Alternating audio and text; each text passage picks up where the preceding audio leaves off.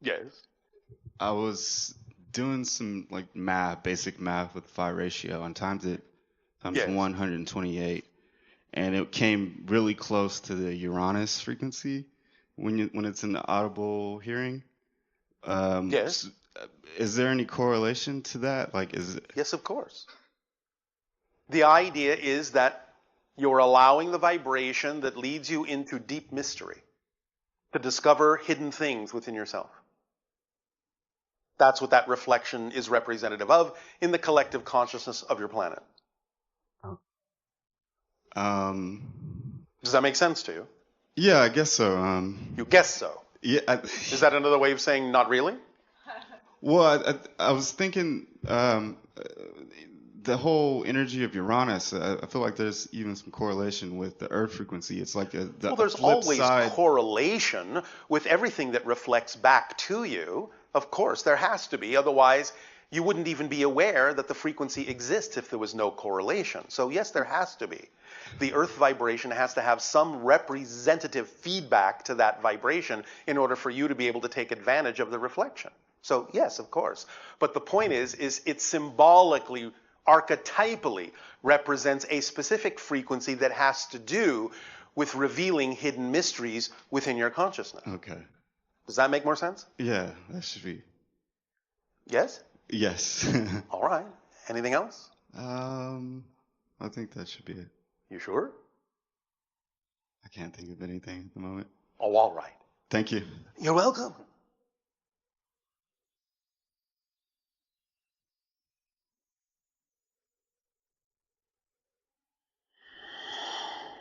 Hello, Bashar. And to you, good day. Thank you. You as well. I'd first like to just express my gratitude. All you. right. Very kind and compassionate that you share with us your Deep ideas. appreciation to you as well. Yes. Thank you. So I'll start by making a few statements. Please. I play poker, and all right. it's very exciting for me. I very much enjoy that. All And right. had a few experiences recently while playing where it really seems as if so basically I had an understanding of how thoughts turn to things. Like people often speak of how you create your own reality with your thoughts, and Yes, not so much your thoughts, but your beliefs. Your thoughts are actually secondary to that. They are a reflection of what you believe to be true in your definitions, but we understand that that can be a shorthand. okay, so the beliefs are at the center, so to speak, and the thoughts and the physical manifestations come thereafter? Yes. Okay. Although, again, not always in the way that you may think, because you don't always know exactly what the best possible way is for that manifestation to occur that really serves you.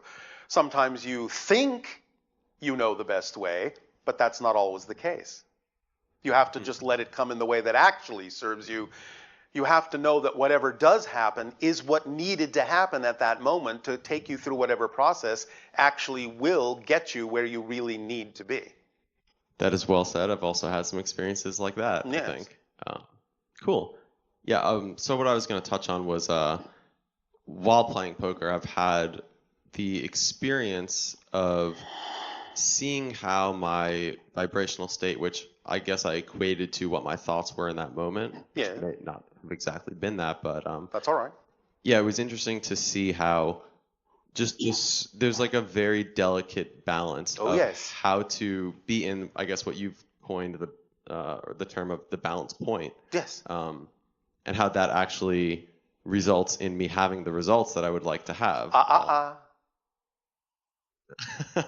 Conditions. Yes, okay. It can often do that, but you can't insist on it. Otherwise, you're not in the balance point. True. I've also had losing experiences in poker, losing at the game where I was still in that balance point. Yes.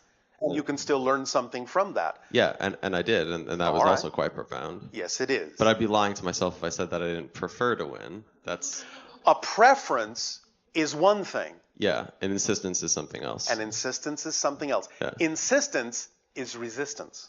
Yes, that's preference well said. Is just a neutral observation of what is more aligned with your frequency. That's all. So there doesn't need to be any insistence with it because it's the natural thing that aligns with you. It is a neutral preference. Mm-hmm. You don't really have any judgment on it as to the idea of how the manifestation needs to occur, because you simply know that whatever is happening is actually part of your preference, even if it looks like it's not. You see, sometimes people will manifest things they don't prefer, but that may be there for a good reason. And therefore, manifesting something you don't prefer may actually be what you prefer because of what it will teach you. Yes. You understand? Absolutely. If yes. nothing else, sometimes manifesting what you don't prefer will give you more clarity by contrast to what you do prefer. And that's a more positive way to use what you don't prefer. Yes? Yes, I agree entirely with that. Oh, all right. And so the balance point that you are talking about and allowing yourself to remain in that balance point is what actually gives you, to use your own terminology, the best possible poker face. Well said. Yeah, so... Because then nobody knows what you're thinking. Because you almost aren't thinking at all. Yes, there's... So the best way to prevent people from knowing what you're thinking is to stop thinking. It's hard to argue with. I'd have to agree. This is taking the game to a whole new level. It is. I've really felt that way over the recent past, but this is, I guess, an affirmation of kind of already what I've sort of experienced. I didn't, I suppose, need an affirmation, but I just thought it would be a fun thing to share with you. All right. Thank you. Yeah, absolutely. Anything else? Yes. So I had a really fascinating experience. I drank ayahuasca a couple weeks ago, and talk about playing poker. I'm not sure I catch the reference. Well, it's not in the negative sense a gamble, but you are allowing a lot of other beings to see your cards. Okay. Yes? Well, I kind of had assumed they were benevolent, so I wasn't really that concerned. Oh, yes. I'm not saying or suggesting that they're not. Yeah. No, there was definitely some cards being turned up, to say the least. So I want to share one thing in particular, but before I get to that, I'll just say that the main message I received was basically just to not be ashamed to be human. I thought that was... Why should you be? Yes. Well, exactly, but it kind of took that experience to allow me to realize that there was some sense of shame. Yes. And for many people on your planet, they are ashamed of being who they are, whether that means human or the personalities that they deem themselves to be, all of which are nothing but projections anyway. I agree with that. So congratulations. Thank you. On discarding that one. that was a good pun. So the thing I found especially interesting was at one point in the night I got up to use the restroom. Yes. And in the dimly lit restroom, when I went to the sink to wash my hands, I looked in the mirror and I saw my own reflection, and it kind of hit me in that moment what you'd mentioned in a previous transmission about looking in the mirror and seeing a parallel reality version of yourself that isn't actually you, it's someone slightly different. Yes. And it felt very apparent to me in that moment without having previously thought about this idea. All right. That that's what that was. Yes. And that was really cool. And I kind of like looked and smiled at quote unquote myself. Yes. And I just knew there was some like subtle difference. I couldn't tell quite what it was, but I felt like that other individual also felt the same way. It was very interesting. You can create that kind of a reflection which can amplify itself back and forth and allow both you and the parallel version of you to shift in a very accelerated way from that point forward. You can use it that way. Yeah, I feel that something along those lines may have occurred. I very much enjoyed that experience. It was... All right. Thank you for your creation of it. Yeah. I'm grateful for that. Anything else? Yeah, that's what I'm trying to think of right now. I very much enjoy interacting with you. It's a lot of fun, but I'm not sure I have really anything else worth sharing right now. That's all right. You don't have to. Yeah, Everything you have already shared makes you, in our opinion, a 5-card stud. Cool. Well, thank you very much.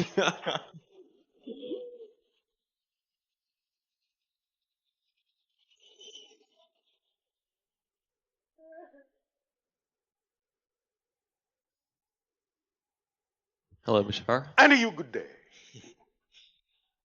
So my question is about how to balance my logical mind with my emotional mind, Yes. because I seem to IQ with EQ. Mhm. I seem to get out of balance You either. seem to? Yeah. Or do you choose to? Which way feels more self-empowered? Choosing. Because if you're choosing to be out of balance, at least you know you're in control of that and can change it. When you say, well, I seem to be, you're giving up your power to some random concept that doesn't allow you to know that there is any probability of really changing that. So the first step in changing it is to admit and take responsibility for having chosen it, because then you're in power to change it. Now, you may not know why you chose it, that's fine. But it will be in your unconscious mind somewhere a definition that made it seem logical to choose that. That's what we have described before as the motivational mechanism within all of you.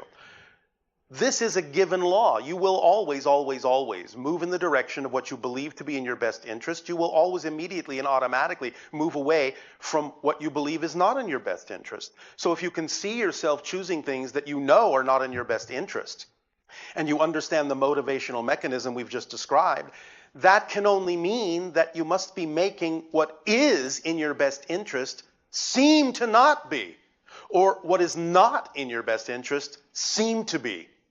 That's the only reason you would choose something that's not in your best interest, is you have a definitional belief attached to it that makes it seem to be better than the alternative. You understand? Because if people, for example, are afraid to move ahead on their excitement because they have a belief that something bad will happen to them, and they believe that not moving is a safer bet, they will stay where they are. They will keep choosing the safer bet because they have attached to their excitement a negative definition of the outcome. So you'll avoid it at all costs. When you realize that that may be the kind of definition you've attached to it, you will realize that doesn't make sense. It's illogical. And as soon as you realize there's no reason to attach a negative definition to your excitement, then that definition is gone. And you can start choosing things that you know are in your best interests. Because you will have cleared out the definitions that would make it seem otherwise. Is this making some sense? It is making some sense. Can you apply it to any specific definitions within you that would allow you to choose things you know are not necessarily in your best interest? I guess I would have to become more conscious of all my choices. I guess so. Well, let me ask you this question, because again, this is usually the one for your people that will typically, not always, but typically reveal what the definition is, the fear-based definition is. And the question is, if you were to actually move forward on your passion in life, what are you afraid might happen? What are all the reasons you create for yourself to not move in the direction of your preference, of your excitement, of your passion? Running out of money. Running out of money. Oh, all right. Are you saying that that's not an exciting thing? It could be. It could be the best thing that ever happened to you. How do you know? That's a good point. Thank you. It could be. You see, this goes back to what we say about your definitions, because we understand how things work on your world in general. But the idea is that many of you become way too focused on one particular way in which things work when there are other ways. And you're not allowing your definition to be broad enough to include the other ways. When you focus only on one symbol of abundance, such as money, not invalidating it, not discounting it at all, but it's only one symbol. There are other symbols of abundance, other symbols of support. But when you only focus on one as if that's the most important one, you are closing the doors through which other forms of support and abundance could come, because you're saying you won't recognize them. If it's not this, I can't be supported. I don't understand how I could possibly be supported if it doesn't come in this form. That's a very limiting and restrictive belief system. But when you understand that abundance is simply one of the natural tools of excitement, and it will bring you whatever form of abundance and support you need to continue to act on your excitement, then you can relax your definition and open all the windows and doors and let abundance come in all its forms. Sometimes somebody may just give you something. That's a form of abundance, you know. Yes? Yes. Sometimes synchronicity will bring you information that you need at exactly the right time. That's a form of abundance, you know. Yes. So why not let more forms of abundance come into your life rather than worrying that you might lose one particular form? That Yes? sounds like a good idea. Why, thank you. The idea is that if money needs to be there, then the right amount of money will come, but it may not be sufficient to allow for the big picture, but the rest of the other forms of abundance will fill the other spaces. So that sometimes it may be, well, you just need this much money, and you need this much gift, and you need this much synchronicity, and all together, you've got your support. If it needs to be all money, that's what will come, because that will be the path of least resistance. But your first clue that it might not be the path of least resistance is it's not coming. That's your moment to look around and go, could there be other forms of abundance that I could allow in? That's where your imagination opens up. Because when you're on the level of the vibration of your passion, you will actually be capable of thinking, of imagining other things that might bring other forms of abundance in. But if you're only focused on one form, you are actually not only closing the door to other forms of abundance, you're closing the doors in your imagination to being even capable of imagining how other forms of abundance could come to you. So you will not even conceive of opportunities you could be acting on that could give you everything you need, because you will not allow them to be visible, because you're not in the correct frequency. You cannot perceive what you're not the vibration of first. This is just physics. You have to be that frequency first. And when you are, all sorts of things that are commensurate with that frequency will come to you. You'll think of things. Other people might call the things you imagine crazy, but that doesn't mean they won't work for you. They don't have to work for them. They just need to work for you. Is this making some sense? Definitely. Is this helping? A lot. All right. Anything else?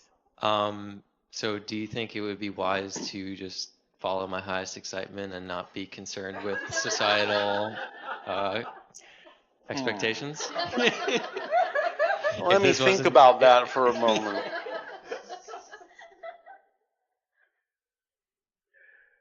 Please understand this. Philosophies you think are what you're hearing are not philosophies.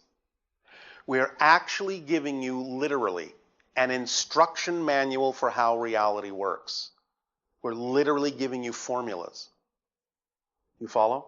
Yes. It is no different when we say, act on your highest passion every moment that you can, to the best of your ability, taking it as far as you can until you can take it no further, with zero insistence or assumption as to what the outcome ought to be. That is literally an energy formula. It is physics. It's an instruction manual. It will activate everything you need. It will leave nothing out. It will give you all the tools in the kit of excitement, because it's a complete kit, and nothing relevant will be left out. And all you have to do is remain in a positive state no matter what happens, and you will get the beneficial effect. This is an instruction manual, absolutely no different at all than if someone gave you an instruction manual to operate a piece of machinery, to learn how to drive one of your automobiles. You would say, the instructions say, find the key. Oh, this must be the key. There's a picture of it. Yes, looks just like it.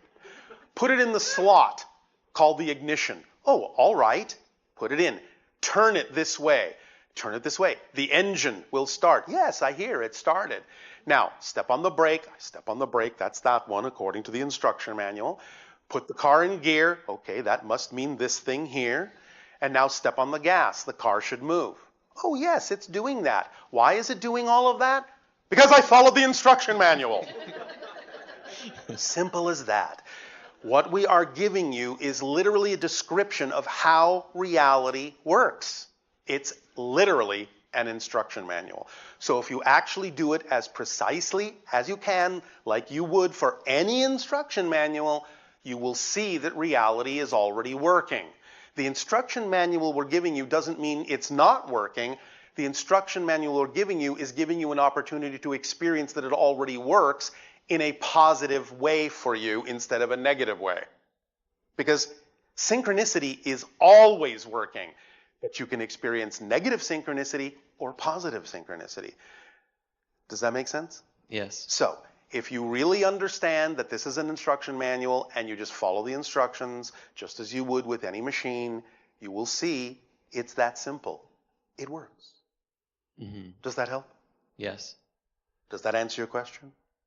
It does. Can I ask one more question? That was a question. You want to ask another one? One more. Yes. What if you follow the instruction manual and follow your highest excitement and you end up in a less than preferable state? Thank you for bringing that up. You see, this, as you have just said it, is the absolute crux of the issue that all of you have difficulty with. When you say, if I follow my excitement, what if something less than exciting happens?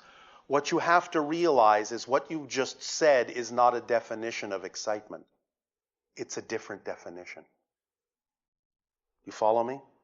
To say, I am acting on my excitement, but something can happen that's not representative of my excitement is not a definition of your excitement. By definition, when you are in your excitement, nothing can happen that you don't find exciting, even if it's what you don't prefer. You find it exciting because you know that to stay in that state means you will extract the benefit from it. So to say something bad can happen when I'm acting in my excitement, when I'm in my state of excitement, is an oxymoron. It's a contradictory definition. It's not a definition of excitement. It's a definition of a completely different reality experience. The reality experience of, I think I'm acting on my excitement, but I find out I'm not. That's the definition you just gave me. It's not a definition of excitement. So that's why it's so important to be clear about your definitions. Your definitions have to be purely representative of the state that we're talking about, or they're not that state. Your definitions will be only commensurate with whatever state is reflective of the definition you're creating. And that's a different state and a different reality experience altogether. Mm-hmm. Yes? Yes. Is that making some sense? Yes. I guess what happened is I followed my excitement and then I Didn't get what you preferred. didn't get what I preferred. But why should you? That's what I'm saying. You see, when we talk again about acting on your passion, it has to be done for its own sake, not because of what you think is supposed to happen. Because as I said, sometimes you will get things that objectively, neutrally, you may recognize are not things you prefer. But you have to know it's there for a positive reason if you're actually in a positive state. If you don't know it's there for a positive reason, you're not in a positive state. I understand. You have to know that no matter how it looks, no matter how it was created, no matter what anyone else's opinion is about it, you, by staying in a positive state, can only extract a positive and beneficial effect from that circumstance, from that manifestation. The bottom line is, it doesn't matter what happens. It only matters what you do with what happens. Mm-hmm. That's what matters. Matter. That's what matters. The circumstance doesn't create the material. The state of being does. Mm-hmm. Is this making sense? Yes. Are you sure? Yes. All right. We'll see. We will. Thank you so much. Thank you.